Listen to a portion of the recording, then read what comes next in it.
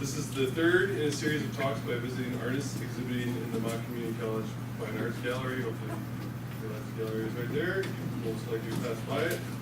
So if you haven't seen the works themselves yet, be sure after the show to hop in there and check them out. The next exhibit will be, they'll be in that gallery, will feature the works of students from the fall portfolio class, foundations portfolio class that I'm teaching currently. Some of you are in this room at this moment. So as a part of our program, they have to take this course, and we've just recently started having an exhibition featuring their artworks towards the end of the semester. So that will be the next show. There will not be a speech that goes along with that. But like I said, this is the third in a series of the talks. Their exhibition will be in the gallery from November 26th until December 11th.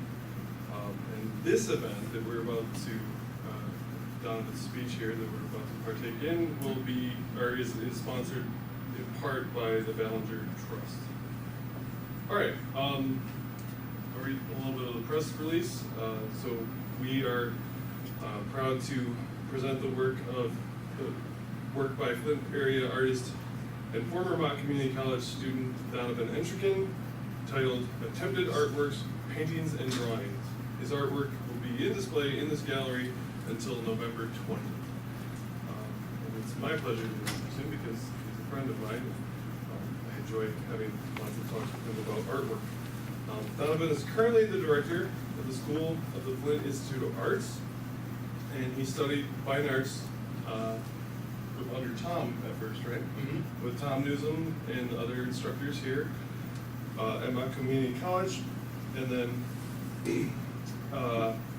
received a certificate in painting and printmaking and an MFA in studio art from Pennsylvania Academy of Arts.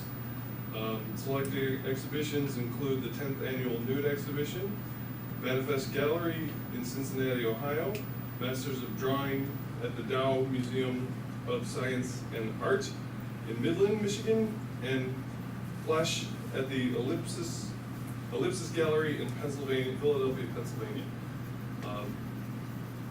And his artist statement reads as follows: painting and drawing opens up opportunities to see by conjuring pictures from memories and visions rather than by direct observation. I am released from the demands of literality and am able to offer experimental images that are delirious and suggestive. This is the great value of art for me.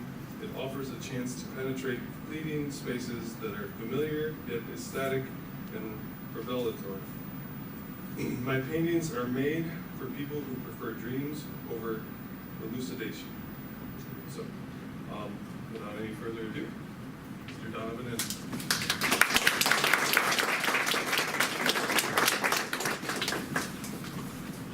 Thank you very much, Tim. And thank you, Brian, too, for helping organize all this and inviting me to be here. I'm very, very happy to be here. I always wanted to do an exhibition with a warning label on the door, and today it has finally happened. Thank you all for being here, being part of that. It's not something, I'll talk about the imagery and all of that. It's not something that, the way I work, it's very intuitive. So I didn't set out when I created this body of work to make the body of work that you see there. I set out with a couple of small problems that I was trying to sort of deal with and see what happened with that. And this is a result of that. And I'll talk a little bit about that. Giving an artist talk, writing an artist statement, I do it all the time. I enjoy doing it. It's kind of part of what I do. But it's very much at odds with the way I work and the type of work that I do and what I think is important in art. What I was attracted to art for in the first place was that it's nonverbal. It's something that doesn't need words. And the work that I'm attracted to, the work that I find satisfaction in throughout art history and contemporary art, is art that doesn't require sort of a theory or a text or an artist statement. I want art to do its thing all by itself. So keep that in mind when I'm talking about this, because everything I'm going to tell you right now, I made up after the fact, right? Because when I'm working, it's not verbal. It's not words, it's images, it's materials, it's things sort of coming together. You know, and then I stand back and I look and go, wow, I'm going to talk for 20 minutes about this. What am I going to say? So I'll say some stuff. So I guess, you know, I'm going to show you some images in my work, and I'll attempt to give you an idea of why I make the things I make, how I go about making them, the kind of lifestyle choices I make to enable me to be able to live like this. And with the exception of the first painting, the work I'll show you has been done all within the last year. So I make roughly 60 drawings, maybe 20 or 30 paintings a year, and then I sort of whittle that down to what I'm going to show. Working with the figure has always been a part of what I do. I consider what I do within kind of the classical tradition of figure painting and figure drawing. I think it's pretty traditional stuff. You know, and I was trained at the Pennsylvania Academy of the Fine Arts, which is a fairly traditional atelier school. The teaching was based heavily on study of the human figure. So I spent ages studying anatomy, drawing the skeleton, dissecting cadavers, intensely drawing from life and painting from life. And this emphasis on the human figure, specifically the kind of classical conventions of representing the nude figure, has always been a part of my work. No matter what I'm doing, that has always been kind of the core. And the human form is really such a powerful artistic motif. It's beautiful, just all by itself, but it's also something we feel very strongly and respond to in non-rational ways, right? We live our entire life with this thing. You know, everything we do is sort of perceived through its senses. You know, we desire the body, we're repulsed by it, you get offended by it if you see it in ways that you're not used to seeing it, or the way you want to see it. You know, we communicate our thoughts and our feelings just in the way we tilt our head, or the way we hold our hands when we're talking. You know, so the body is really, for me, I can't imagine any other subject. It's just the way it works for me. So I choose poses and develop images that are intended to affect the viewer in an irrational way. I'm more interested in making you feel. I want to make you ask questions that maybe there aren't any answers for. Maybe ask questions of yourself. Why am I reacting the way I am to this particular work? And I really try to help you slip into a dreamlike perception. This is one of the great virtues of art and painting, I think. It has the potential, I would even say the responsibility, to send you someplace else, right? Why do you want to look at something that you look at all the time? Right? Why do you want to think something that you think all the time? Art, I think, has the ability to do that. Just to kind of set up a context for what I'm talking about, the great contemporary American artist Vincent Desiderio talks about there being three different kinds of narrative present in painting. They're always there to varying degrees. You know, maybe one is more important than the other, but they're all there. They're the dramatic narrative, you know, the stuff that happens. It's the plot, right? Somebody walks into a room and looks at a bottle on a table or something, right? There's the art historical narrative, or how a painting interacts with the history of art, how it fits in with everything else, and also how it interacts with the social or political or cultural situation that it's put out in. You know, so, and that changes over time, of course. You know, we don't view a painting that was made in the 19th century through the same lens that the people who lived there did. And then there's the technical narrative, and that's the idea that the meaning in the painting can be read through the process by which it's made. And I have a quote from Desiderio here. It's a little wordy, so bear with me. It is the intimate and intuitive act of painting that does not produce a rational outcome, but the physical transmutation of a poetic thought through process. That sort of is in a nutshell what I'm trying to do, right? So when I'm working, I'm thinking, I'm feeling, there's things bubbling up, maybe irrational or contradictory thoughts or feelings, and all of that should take some sort of physical shape in the drawing or painting that I'm making. That's the goal, right? It doesn't always work, but that's the idea. And I just think that's a beautiful way to think about painting, a beautiful way to attempt to make painting. So, that's my studio last week. So what I'm going to do here is show you a roughly chronological slideshow of some images. This one was done a long time ago. I actually showed it here 13 years ago this week, I think.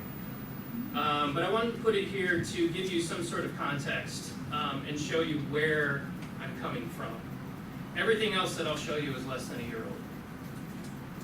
I work very, very intuitively. I start with a formal idea, like a figure in a room, and I set the process in motion and let the act of making things dictate the direction. I make choices, I analyze, I make corrections, I edit, but I'm most satisfied when I can stand before one of my own works and look at it as if someone else made it. So if I can stand beside something, in front of something that I made, and I have no idea what it's about, I've succeeded at something, right? I've removed myself from it to a certain extent. I've translated thoughts in a way that now that they've been had, now that they've become their own thing, I don't recognize them anymore. I have to look at it as if I didn't make it. And that's what I'm always going for. As we move through these images, I think you'll see how the technical narrative over the course of just this 1 year evolves into a series of images that gradually lose the intellectual intent that I had at the beginning and become something else. So like I said, I didn't set out to make this body of work. There wasn't anything in me that said, I'm going to do a series of female nudes that are going to make a bunch of college students feel uncomfortable. That wasn't the intention, but that's what happened. So for the past 15 years or so, I've been working with a fairly abstracted take on the figure. I was interested in time and surface, and the figure was more of a reference to humanity. It was more of a symbol, and less a story, or less really the subject. It was more of a big idea. And then a couple of years ago, my little boy got very, very sick, and he spent a few days in the ICU. And an artist that I am, I dealt with that through my work. So all that anxiety and that worry and that, right? I made drawings to deal with that. And he got better. And as I reflected on the drawings that I made, I was reminded of the power of realism, right? So I've been working pretty abstractly. It was pretty intellectual. It was pretty, I'm dealing with things that, aren't concrete. And there was just something about these drawings that I made after he was sick, of representing the human form in a concrete way. There's just an emotional power there that I wasn't able to achieve abstractly. So that kind of set off this new round of drawings. So I set about making some new drawings. The transition wasn't immediate, so I figure started becoming more concrete, but it was still very abstracted, it was still very symbolic. But I was working through that. These earlier drawings, these were all done last fall, they still had that kind of abstracted, symbolic form. But they're becoming more concrete, very, very different from that one I showed you at the very beginning. Becoming something. The figures themselves were pretty androgynous, it's a figure, it's a symbol of a person, it's about mankind, in a certain way. But I was still kind of working through that, trying to figure out formally how I was going to deal with it, what kind of tone I was looking for, but also remembering how to represent, I guess, right? So I drew the figure, I drew a classical figure for so many years, and then I said, I'm not going to do that anymore, I'm doing something else. And then coming back to that, I had to kind of remember, how all that worked. And then, all my work is always stepping toward something else. So I'm always cursed to kind of look back at what I did and judge my work as incomplete. It's always an attempt at something else. The seeking is the whole idea. That's the whole point of doing it. And I moved at this point from the drawings into paint. So I had not used color in years. I was using dirt and earthy stuff. That's what I was talking about. I was talking about surface and time and decay and age and all that. There really wasn't any room in that work for the life that color can bring.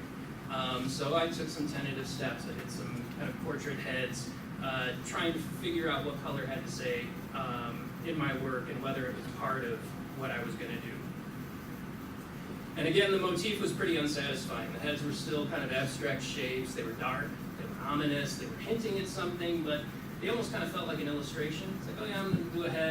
to play with color, and that's what it's about, right? They didn't have that emotional tension, you know, they didn't feel like they were arrived at, they were executed. And then I went right back into kind of the fairly traditional figure representations. Like, okay, I'm gonna do some classical figures, start using the color, kind of abstracting, using that classical motif, and I'll see what happens. And then when I was working on these, and again, I work very, very intuitively. I work from memory. I don't work from life. So I'm working on this, and things are happening, and I'm thinking, and I'm painting, and I'm worried about the light, you know, hitting that form of the chest and how all this is going to work together. And then this hint of like a stocking popped up. It wasn't intentional. It was kind of, I needed a dark shape there for it to make sense.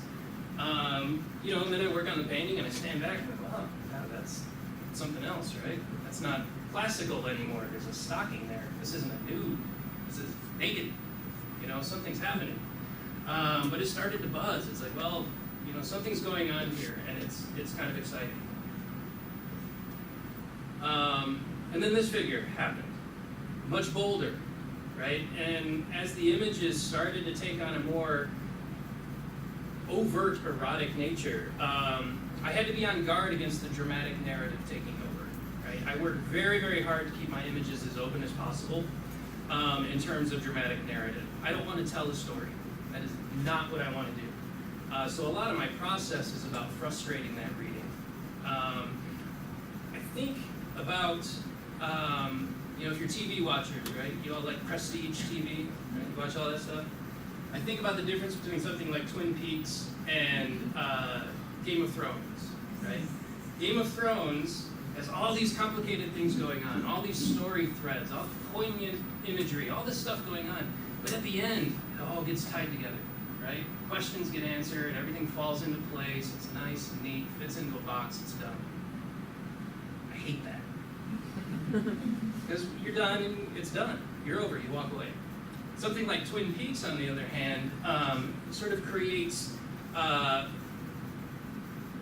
all these things in the way things are left unresolved, right? So the viewer is left to deal with kind of the ecstasy of the unknown and the irrational. It doesn't end. It just kind of folds up and opens back up, and you know, the plot is not neat and kind to its viewer. And that's what I value in painting. It's one of the driving forces in my process. I want it to be open. Again, I want to stand in front of something I made and still have questions for it. So that's really how I approach. And in this painting, I recognize that immediate narrative. Okay, this is becoming an erotic painting. Do I want to make an erotic painting? I don't think I probably do. It's not what I'm trying to do. So how am I going to frustrate that narrative a little bit? You know, so in this one, it's still early. I utilized abstraction and color. So I start breaking it down, and the form starts to dissolve. And there's hints of this, but I tried to kind of kill that narrative. But I knew even when I was doing it, that wasn't going to be the long-term solution. I was like, okay, this is still a step towards something else. And I also recognized that all the figures I were doing were female. Throughout all my work before, I had always used androgyny and diffusion to kind of frustrate dramatic readings. But now I had to ask myself, why are these all female? Is that what I'm trying to do? I don't know. I have no idea. So I'm going to do some males. I'm going to do a few male figures and see what happens. So I made this one. It didn't develop as naturally. It was a little forced. I think it became a really nice little figurative abstraction. I like this painting a lot. But it lacked that tension that the female figures had. It wasn't, you know, sort of upsetting me in a way. You know, it wasn't causing me to have to deal with something. It wasn't throwing wrenches into the way I think. It was just a nice little figure. You know, and it's possible that, you know, as a heterosexual man, the sort of poetic thought and the emotional punch just isn't there when I'm working with a male figure. That's a question I've asked myself. Is it true? I don't know. But that's one of those questions that kind of pops up. In this one, there's no conflict, there's no struggle as the image develops. You know, I keep doing male figures. And with a couple of exceptions, they just don't, they're not working. I'm still working on it, but they're not quite working. And I was looking for ways to incorporate concrete representation into an artwork that was somehow different, something that was other, that I couldn't quite cope with. One day last spring, my 3-year-old daughter said, "Daddy, will you paint me a rainbow?" Jesus, I can't paint a rainbow. I don't know how to paint a rainbow. Right? I'm not a rainbow painter. So I painted her a rainbow. And then I went back into my studio and I was kind of working with this idea of like, how can I do a landscape that's not a landscape? How can I put the figure in a landscape that's not reading as a figure in a landscape? What can I do with that? And I thought, wow, this needs rainbow. That's what this means. So working through that, and I'm trying at this point to find ways to resolve that figure. Okay, I'm working with a nude figure. I don't want to do the classical thing. I'm trying not to do eroticism. Let's deal with some landscape and see what happens. Let the paint happen. Then I did another one. This is a small one. I really like this painting. They're becoming a little more fantastical. I really like this painting, but still it's moving. It's not something I stopped with. It's like, okay, this isn't where I'm going. This one I think is one of the more successful of the male nudes. The confrontational sort of nature of the nudity, the dissolution of the form into planes and color and paint, the atmosphere. The painting actually started as a female and then very, very quickly morphed and very naturally into this. And I had to be open to what the painting was trying to tell me, right? So it's like, well, I'm doing females, I'm going to do a female, and it's not a female. This is becoming a male. This is becoming something different, so I let that happen. Technically, this one began to develop a mix of traditional indirect painting, so building up layers, and then kind of mixing that with a more direct abstraction of forms that has kind of informed a lot of the work that came after this. It's one of the largest paintings of that first group. It's a little over 5 feet tall, I think. I wondered, simply with this one, whether I could situate the figure in a room without losing that kind of hallucinatory effect. And this pose keeps popping up time after time in a lot of my work recently. It's just, again, I work very intuitively, I work from memory, I work from imagination, and I'll be working and putting forms together, and all of a sudden this pose emerges from it. So I'm still trying to figure out why or how. But anyway, this, just trying to put it in a room. I dealt with landscape. Let's see if a room works. And then this painting, of this initial grouping of works, I think this is the one that gets closest to what I was trying to accomplish, this sort of synthesis of realism and dissolution of reality into something else. The situation and narrative of the figure, the complete breakdown of representational space, paint disappearing into representation, but then kind of asserting its character elsewhere. So in some areas, paint is paint, right? And in some areas, it's describing a form and you forget that it's paint. And it's that kind of vibration, I think, formally that I was really looking for. And it started to happen in this one. I got pretty excited about it. This phase concluded in late April, and I showed most of these along with some others at Buckham Gallery in May. And as soon as that show was up, I was disgusted with it. I got to go in and look at it. It's awful. This is not at all what I was trying to do. And that attitude is difficult to cope with. If you hear of moody artists or artists that just have a hard time dealing with it, right? That's a lot of it. You complete something, you look back at it, and you're like, I can do better than that. I got to get back into the studio. And that's the kind of thing that drives you forward. I look at it in a very positive way. It's like, no, I got to get back to the studio. I got to keep drawing. I'm not going to sit here and enjoy the fact that I have 20 paintings hanging up. I got to start right back to it. Immediately, I decided to shift back to drawing. I draw in exactly the same way I paint. I work intuitively, from memory and imagination. I build up general forms, and then I add layer after layer, allowing the image to develop almost as if it's being conjured rather than defined, right? I don't know what I'm going to come up with. I don't know what I'm defining. I find it. Drawing is a lot simpler because I don't have to worry about color. I don't have to worry about paint drying. I don't have to worry about mixing. The images can develop a lot quicker. So when I'm trying to deal with a problem that's not specifically paint related, I go to drawing. Drawing and painting are really about setting up oppositions. So light versus dark, illusion versus flatness, silhouette versus passage, definition versus dissolution. Those formal elements of kind of putting together something. 85% of my work, that's what it's about.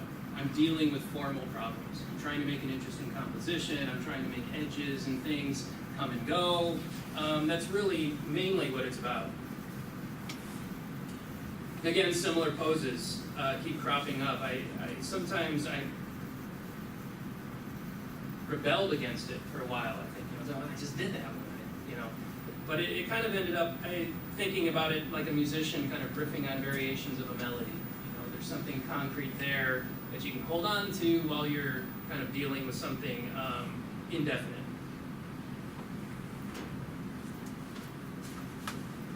So there's a pre-scientific idea in alchemy called phlogiston theory. Any of you heard of that? Phlogiston theory says that inside every combustible object or material there's a substance called phlogiston. And phlogiston is invisible and can only be seen when it is released by the right combination of elements, resulting in fire. The flame is the physical manifestation of phlogiston. It's like the spirit of fire, right? I just think that's beautiful. That's not how it works, but it's beautiful, right? And I think about that a lot when I'm making art, that there is a spirit of art that's latent in the substances that are used by artists. Just slopping them down willy-nilly, I'm expressing myself, right? You just make a mess. That doesn't work. If you use them with skill, you can present something that looks like something. But it's really not until you get this kind of uncommon combination of elements that you start to get something that has some sort of spirit to it, something that's other than skillful representation, that's other than just expressing yourself, right? For instance, I could sit down and draw Paul's portrait at any time, right? Hand me a pencil, I'll draw Paul's portrait. The proportions will be right. I'll get the nose in the right place, right? The light and dark will give the illusion of form. But unless there's some sort of connection going on between us, some sort of give and take, some sort of undefinable thing, it's not going to be art. It's not going to have something that transcends just, sort of representation. And that's what I'm always looking for. It's that nonverbal, unnameable quality that I'm always attempting, but I rarely feel I find it. It's always something that I'm chasing after, kind of like Wile E. Coyote, right? Chasing after the Roadrunner. It'd be horrible for him if he ever caught it. Right? Life would be over. That'd be done. Right? So I hope I never catch it. But that's what I'm going for. And it's something that kind of exists between things. It's between skill and precision. It's an evocation. It's something deeper. In these last couple of drawings, I began introducing intentionally dramatic narratives to make the poetic elements work a little harder, to try and overtake it. Again, trying to frustrate myself as much as anybody else. The figures are starting to appear a little more natural. They're almost like life studies, like real people. And the challenge then is how to let that develop without losing the mystery. And part of that is letting go of precision, letting things just happen. Another way was to embrace distortions and kind of unnatural intrusions. Like with this drawing, as this was evolving, there was something very just curious about this seated figure. And as I was drawing, I started it out, as if somebody's just kind of sitting on the floor crouching, right? And as I'm working on it, formally, abstractly, I needed to divide the space a little bit. So I turn the legs out like this, which is unnatural. I mean, you can't do that. I don't know anybody that can do that. Maybe some of you can. and this is way too long and all of that, but that's not what it's about. It doesn't really matter. And it helps give that sense that something's wrong. I think there are things in there that are pretty skillfully drawn. So you're like, oh yeah, that's a form. What the hell's wrong with that leg? You don't really, I know that dude can draw a leg. What's going on? And then I had a painter friend of mine in Ann Arbor who was looking at some of my work, and he said, where are all the hands and feet? He taught beginning drawing, right? And he's like, you gotta draw hands and feet. You're as bad as the freshman. So I threw a hand in the foot. I thought it was funny though that he didn't ask where all the faces were. Hands, after that became kind of interesting. Started working with them a little bit more. And again, through the act of making, playing with solidity and dissolution, setting up oppositions, working on the whole image all the time. I do not draw the figure and add a background, right? The figure and ground must exist symbiotically, right? They have to interpenetrate, or the atmosphere and the hallucination are gone. And we can't just draw a figure. Another male. If I analyze this image formally, if I judge it just on its qualities, it works okay. Like all the stuff I'm trying to do are there. There's oppositions that are set up. There's mystery. There's this sort of confrontational kind of nudity. There's this weird kind of peeking in, shadowy kind of a thing going on. But it just doesn't quite have that buzz, right? Something's just not quite working. And that's something that I keep dealing with. And I don't really have an answer for it. And then thinking about Desiderio's idea of the historical narrative, how images interact with the social, political, or cultural world in which they exist, I have to consider issues surrounding the male gaze. It's always on my mind when I'm working. I don't have a ready answer for it. It's something that I'm trying to cope with. I know viewers of the work will respond to that. And, dude painting naked women. And that's true. That's what I am. But, there's something else going on there that I'm trying to cope with. I'm not really sure what it is. But it is something I'm very conscious of. And it prevented me from exploring these images sort of with enthusiasm early on.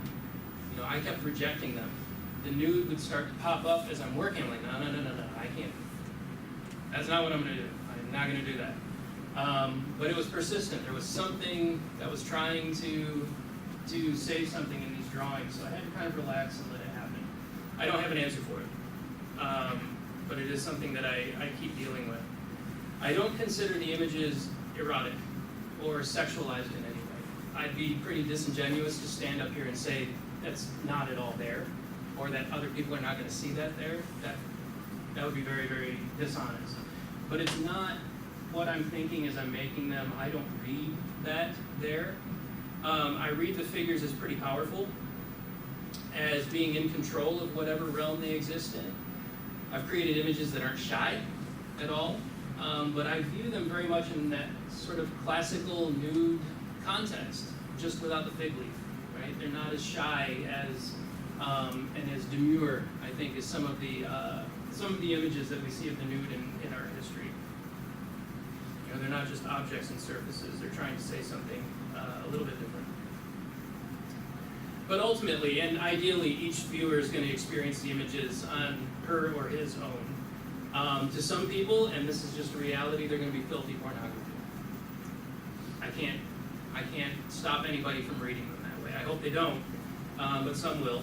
To others, they're going to celebrate humanness. They're going to be something else. They're going to take you to a different place. Other people are just not going to like them. And that's okay too. For me, they're attempts at making something that resonates, that takes us someplace else, and that make us think about things that are not right in front of us. So I'm hoping that they're a launch pad to sort of reflect on something else, think about something else. So that's my notes. What kind of questions y'all got? Did you have interest in drawing the human figure before you went to painting? I did. You know, I started here, just a little biography. I came to art school very late, right? So I graduated high school. Nobody in my family had ever gone to college before. I didn't know what an artist was. I thought they all died out, you know? I thought Van Gogh was probably the last one. Right? I didn't know anything about it. I didn't know that was a thing you could do. And, you know, I was building barns and doing construction, doing all this kind of stuff. And I was like, I don't do this. So I enrolled here. And I was taking, like, philosophy and English and math and all that. And I kind of stumbled into a painting class with Tom Newsom. And in Newsom, immediately I was like, that's an artist, right? He had paint speckles on his glasses, and he had coffee breath, and shuffled around, and thought about pictures really hard, thought about art really hard, and he just kind of lived that. That's what I want. That's what I want. That's how I want to live. And that kind of set it off. But, you know, working sort of here, I was just learning. So everything was kind of observational based. You know, you set up a still life, you have a figure drawing class. I just always responded to that. And at a certain point, I just got hungry for it. I knew I couldn't keep taking this painting class over and over and over again. I was going to have to go somewhere else. And I wanted to paint like an old master.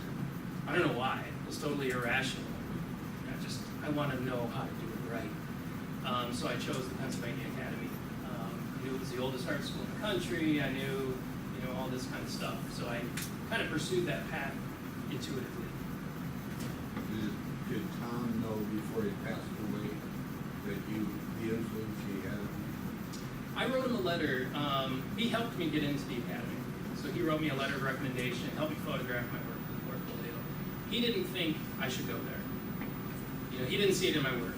He's like, you'll draw a skeleton for 3 months. You'll do okay there, but that's not, you know, you should go to Ann Arbor or something. And I didn't listen to him. I'm going to the Pennsylvania Academy. And then I wrote him a letter after I had been there for maybe a year. He said, I'm here, things are going great, this is exactly where I need to be, thank you. That was the last communication we had. But any other questions?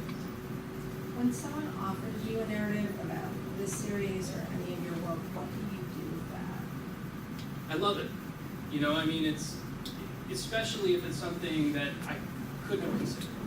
You know, so if somebody reads it in a way that opens it up to another reading, you know, I get very excited about that. And a lot of times it will spur new work. Like, oh, somebody saw this in this. That's an interesting idea. How can that start a new work? And that's really what I always try to do. You know, I think every reading is valid. You know, anybody that goes up to a work and sees it and responds to it, if they invent a story, fantastic. If they see something that I did not intend, fantastic. That's great. I really love that. I thrive on it. I know you talked about using the charcoal during the process. Can you speak on some of the advantages you think it has towards the final result? In the material that I'm using, or like when the piece is done, the charcoal versus the painting, what do you think the charcoal adds? You know, yeah, charcoal. Charcoal is very natural for me. It's just I don't have to think about it. Paint I have to think about, right? So charcoal for me, I'm able to manipulate it in a much more sophisticated way. You know, it becomes atmosphere without even thinking about it. It becomes sort of a form without really having to think about it. Paint, I think I get really seduced by paint. Oh my God, look at that, how that just smears there. It's the most wonderful thing in the world. With charcoal, it's a little bit more at my command.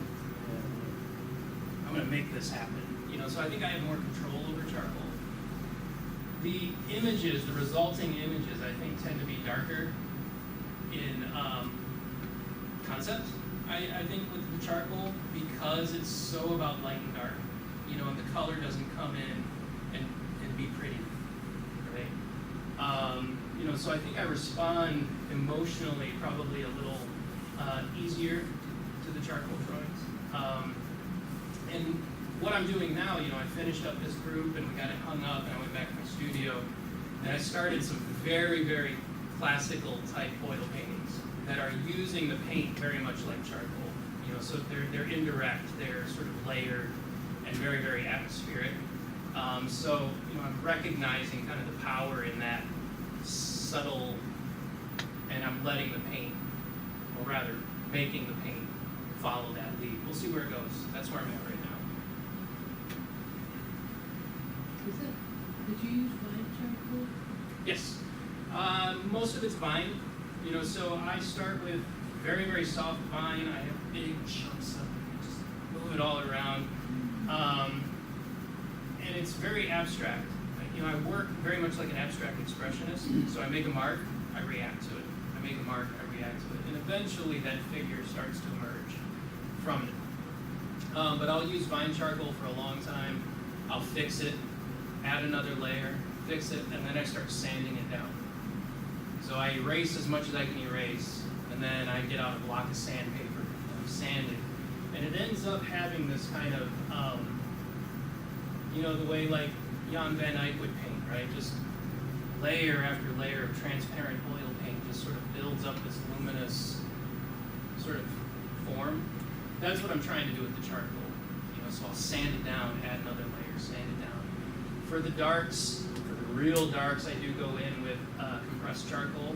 And I've found a couple of different charcoals that are close in temperature to the vine charcoal, so that I'm not jumping, you know, so the dark looks like it's part of the midtones rather than, you know, all of a sudden getting warmer, cooler, whatever. Thank you.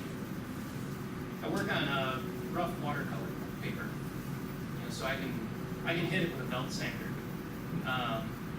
which is a blast. If you've never drawn with a belt sander, you end up with it. There is one drawing in there that actually went right through the paper. You can see it at the bottom. There's a chunk of the paper missing, which I love. I noticed that a lot of the females in your paintings are all similar in shape and form. But do you have a specific person that you like have in mind, like when you picture the form in your head when you're painting? I don't. Again, you know, because it's all internal, I think I'm working from kind of an archetype. It's sort of a mixture of, you know, tons of models that I've worked with. You know, I've drawn from life just so much that I just have all this kind of built up. A lot of it has to do with the way I want the light to play across a form. You know, so like in these last couple ones, the breasts are, I would say, more robust than in earlier ones, because I was looking for that light to kind of flicker across the surface a little bit more. It wasn't really about, you know, that so much as having an opportunity for that light to move. Same with the thigh. You know, I really wanted that thigh to kind of come out so that I could have this stepping out in space. As far as the actual body types go, I think I look for kind of general, less descript. You know, I'm not looking for somebody with a lot of character in my mind. I'm still kind of wanting to work with that symbol of a human, I think. Part of the reason why the faces are gone, in most of them. You know, I don't want it to be a portrait. I don't want it to be a person. I want it to be people. I want it to be, you know, and whether or not that works, I don't know, but that's sort of the strategy that I'm shooting for. I really want to have to say, I really appreciate the methods. A lot of the pieces that I like, or the ones that I do, that are personal, they're my own personal. And I don't like faces, so I never use them. And the reason I don't is because I want people to have their own conclusion of the emotion and the deal with it. I don't want to create that for them. I want them to get that from me, whatever they do. So I like that we do that. Thanks. You had mentioned like 85% was materials and other things other than subject matter and narrative and kind of working against the narrative. I'd just like to hear your thoughts about how your experience and your education in 2D design and the whole, you know, your experience with the design part of your education and how that might play into your studio practice. I'm just curious about your thoughts on that. Sure. Well, everything hinges upon a good composition. You know, the design of the thing is the most important thing as far as I'm concerned. If, you know, the shapes and the lights and the darks and all the sort of movements going on are not working properly, you know, if the balance isn't there, or if the off balance isn't the way I want it to be, the whole thing falls apart. It doesn't matter what the subject is, it doesn't matter how skillfully I draw some fingertips on the end of a hand. If the design doesn't work, it's over. And a lot of that comes from classes like 2D design, absolutely. I also, when I was before I came to school, the only thing I always drew, right? Just probably like most of you, I just drew all the time. I didn't know what to do with it. I didn't think artists were a thing. But one of the things that I thought, well, maybe I could draw comic books or something. I never really was interested in comic books, but I thought, well, I can draw. That's probably the only thing I can do. So I really started working with comic books and looking at comic books, and boy, are they well designed. If you want to learn composition, you look at a good comic book, and just the way the artist is able to move your eye around a page, you know, with multiple things going on. I learned so much from that, just composition-wise. But composition design is absolutely, can't do without it. Did that answer your? Well, but I mean, yeah, there's not an answer. Yeah. I didn't know if I went somewhere else. That's Sometimes wrong. I do. Sorry, you failed that. Any other questions? Yeah. So it's just noticing that like most of your paintings and drawings don't have faces, and I think that's really cool because it's showing expression through the body instead of the face, because most of the time you think of expression through the face. And so I was wondering why you include a face sometimes and what draws you to that. Yeah, sometimes it just feels right. You know, and again, I work very intuitively. I make a decision quite often that a face will be a distraction. You know, again, I don't want it to be a portrait, and I don't want people to identify necessarily or to make a connection with a face. You know, when you're talking with somebody, you're looking at their face, right? I wanted you to kind of think about space and the light and things like that. So the face can be a distraction. Sometimes I think it adds attention. You know, in this one, the face was obliterated as I was working on it, and then it would emerge. And something, something's kind of happening there. I don't know what. But that's not what I'm doing. I don't put faces, right? So I smear it out and darken it out, and it just kept kind of coming back. And that's what was right for this one. I couldn't possibly explain it. It just, you know, and that's what I get excited about. If I could explain it, I probably would have destroyed it and not shown it to you. I won't show you anything if I know what it's about. It's too easy.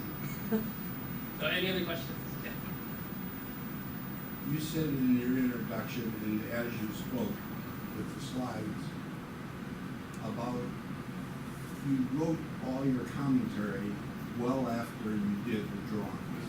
You weren't thinking about the things you told us about the drawings when you were doing the drawings.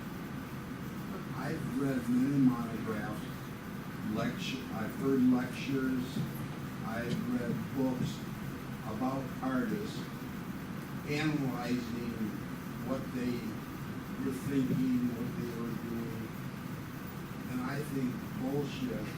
All they did was get up there and take a piece of canvas and do their intuitive thing, like you said you did with your work.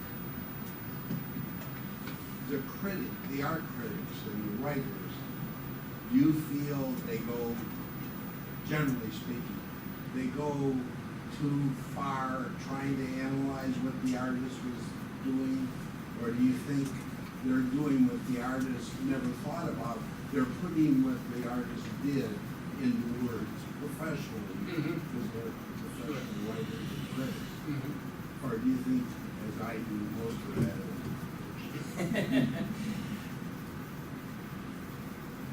That's a really great question. It's something I think about a lot.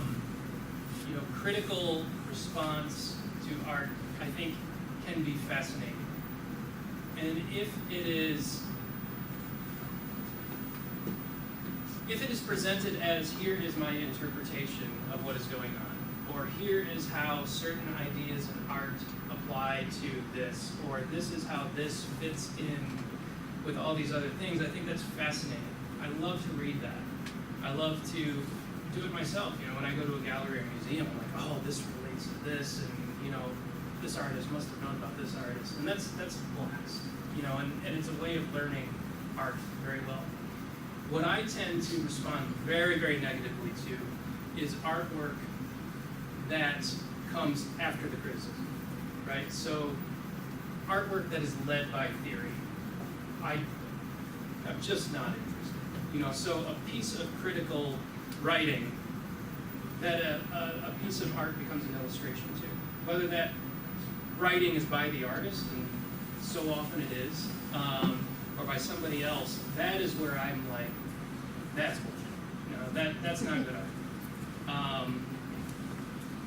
And bad art is everywhere. My daughter was in a play class, right? And she was getting frustrated. She said, Daddy, my art is bad. And there was a woman, very well written, said, there's no such thing as bad art. And I leaned down and said, yes, there is. The world is full of it. Don't listen. No, but I'm not a clever artist. You know, I don't want to create puzzles that have to be solved. That's part of why I respond so negatively to kind of like the dramatic narratives. I don't want to create a puzzle that somebody has to solve. And I don't respond to art that's presented that way either. You know, a lot of contemporary art, like if I go to a contemporary art museum, God, it's so unsatisfying. You know, there's a pile of rocks over here, and there's some string hanging over here, and I understand it intellectually. You know, it makes sense. Okay, so you're dividing up the space, you're challenging the way we move around a pile of rocks or whatever. But I just don't respond to it. That's not the kind of art that I'm interested in. But criticism that comes after, interpretation that comes after, I get excited. It's when it's the other way around that I. So any other questions? If you want, I'll pop into the gallery. You know, so if you have any, you want to ask me something privately or whatever, that's fine. I'll pop over there if you have any thoughts or anything. Thank you all for being here. I really appreciate it.